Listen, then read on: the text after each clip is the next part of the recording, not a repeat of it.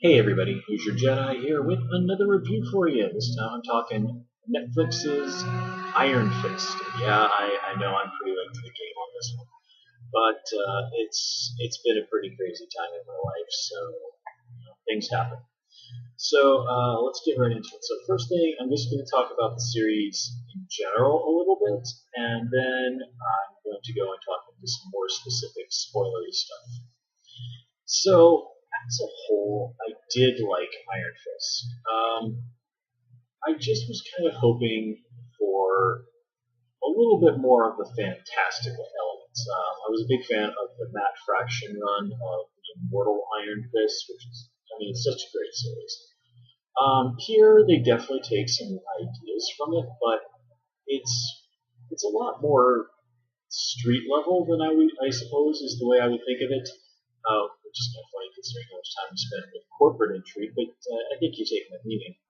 Than I was hoping for. We don't really get to see a huge amount of those fantastic elements. They're really only hinted at. I have a feeling they're probably going to go a lot more crazy when we finally get to Defenders and season 2 of Iron Fist. But still, things like dragons and all of this. It's like, and the seven capital cities of heaven, which are mentioned but never really expanded on. And that there is my biggest disappointment. But just taking the series for what it is, it's pretty fun. But there are definitely some major flaws. Finn Jones is obviously not a martial artist. I mean, the guy clearly made a genuinely good effort, and everybody in the show is trying to do the best they can, and there are some pretty cool fights. But, I mean, to put it bluntly, there's better fighting on Arrow than there is in Iron Fist. I don't really have any complaints about any of the actors here. I don't want to get into really the whole racial controversy and stuff with what's going on with Iron Fist and all that. I just do want to say though that as a white guy who lives in Japan, I kind of understand a lot of where Danny was coming from. It's sort of like, just by looking at me, people can tell I'm not from this place. I'm not from this culture. But this is where I've chosen to be, and I'm trying to assimilate as best I can. I used to speak reasonably decent Japanese 10 years ago, but then I went back to America and bounced around the world. Didn't really use Japanese for 10 years, so unsurprisingly, I forgot a lot of it. So I've been trying to get my Japanese back up to snuff. It's slow going, but I'm trying. And like I said, I'm just trying to sort of assimilate as best I can. In fact, today I went to a basketball game for the local pro basketball team. I actually bought their shirt as a souvenir today. So, like I said, I kind of get where Danny comes from to a certain degree of, this is something that I have chosen. I come from a different culture, but I've chosen to try to integrate myself as best I can into a different culture. And it does feel like there's always going to be that wall. And while that's a little bit of a disappointment, it is what it is. But moving on, my other major criticism is that while the idea of messing around with all this corporate intrigue is good enough, it just feels so divorced at times from a character like Iron Fist. I mean, the potential to incorporate the two is certainly there. It just doesn't really gel, and it's not helped by the fact that Danny doesn't really seem to really get why people don't take him seriously. And this is one of the major criticisms I've seen other people level at it. Like, I mean, not I don't really think this is too much of a spoiler to put in spoilers actually, but like the first episode has him strolling back into his corporate company, looking like some shoeless homeless guy, saying like, "Hey, I'm Danny Rand. This is my place." And unsurprisingly, this goes over about as well as you can imagine. If some guy who looked like a hobo strolled in off the street and said like, "Oh, hey, this is actually my company," and he just does not seem to get why people don't take him seriously.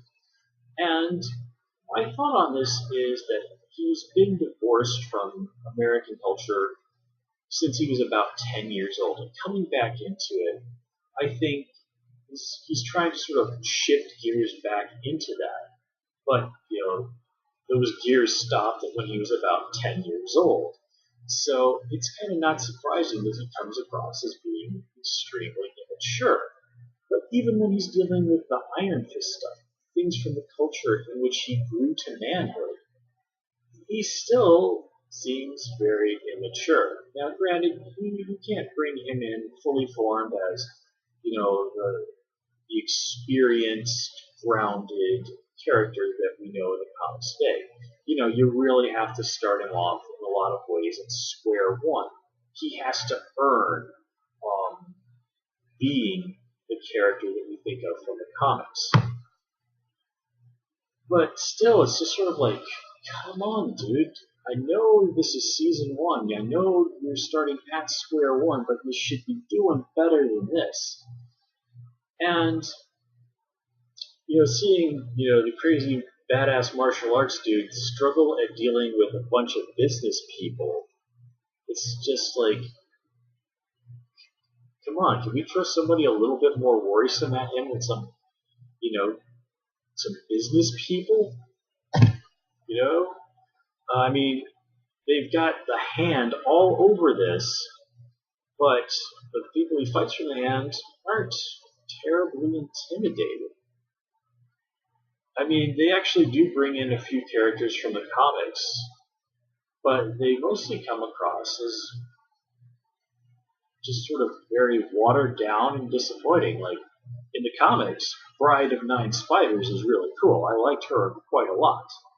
Here, I mean, she's not even referred to as such, and she's basically somebody who's a problem for about 10 minutes, and that's about it.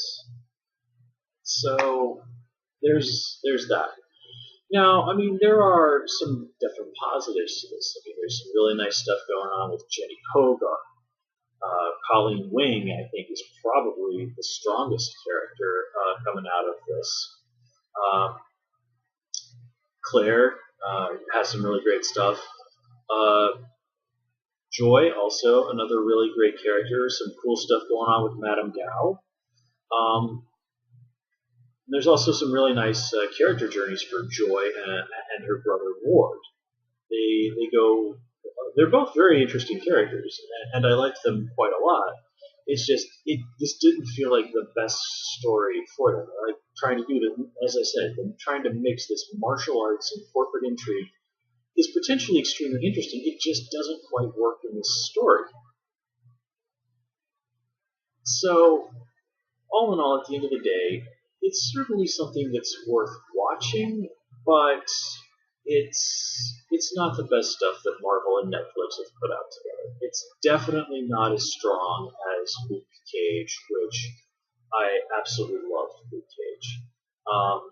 Not as good as Daredevil's season 1, which I absolutely love Daredevil season 1. Season 2 was pretty good, just not as good.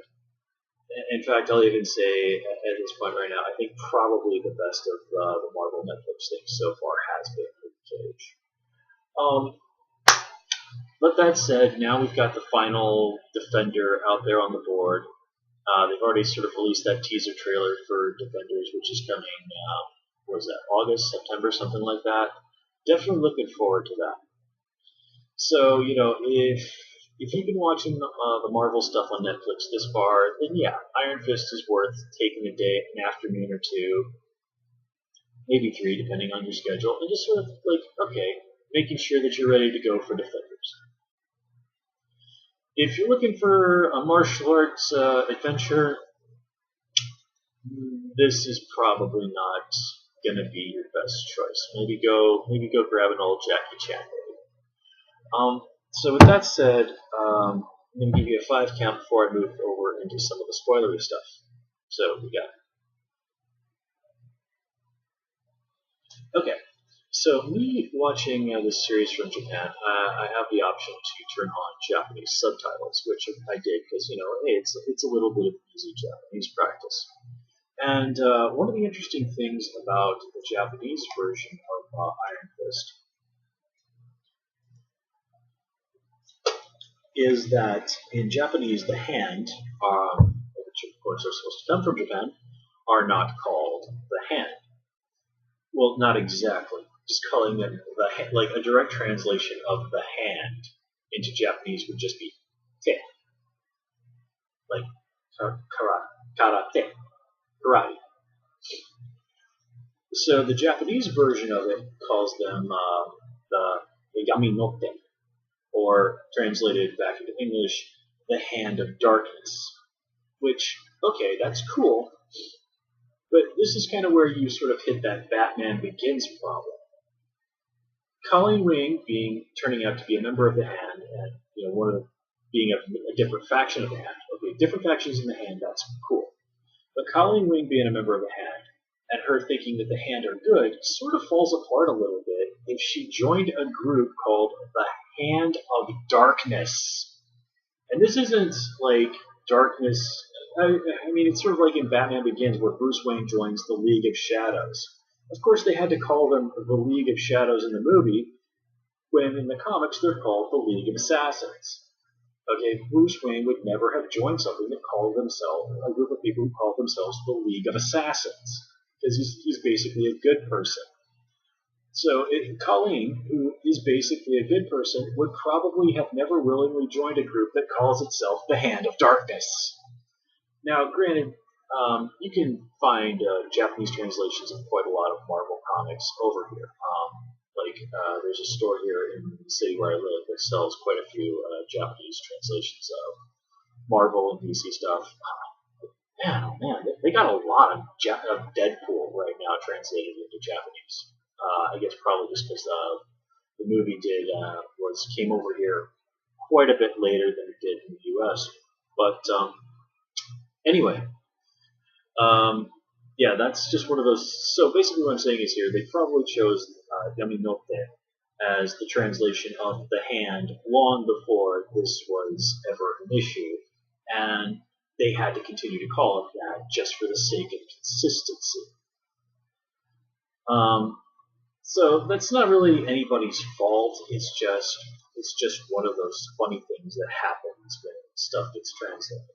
But still, the entire time I'm watching this, I'm just yeah. My other big problem with this is, again, you've got Iron Fist, you've got all this crazy stuff going on, and his final showdown in the last episode isn't with some badass martial arts dude. It's with Harold. And Iron Fist has difficulty taking down a 50-something businessman with a gun. He's freaking Iron Fist. He should be able to laugh when people point guns at him. Because, I mean, he's just that badass. He's going to martial art his way, basically dance around the bullet and whoop the hell out of the guys pointing the gun at him before they even know what they're doing. And then granted, yes, he does have a personal and emotional connection to Harold, but still, it's just really, Danny, you're having this much trouble with a guy? Granted, he's a guy who came back from the dead, but apart from that, there's nothing really special about it. Yeah. Also, I wasn't really super pleased with how they handled. Oh darn it! His name is slipping me. The Thunderer guy. How he kind of went from Danny's friend to his enemy so quickly.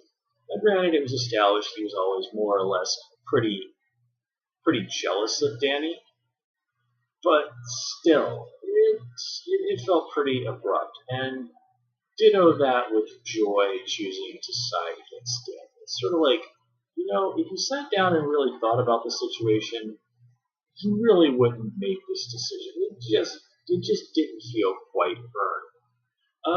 I did like Ward as a character. I know in a lot of ways he was actually to me the most interesting person.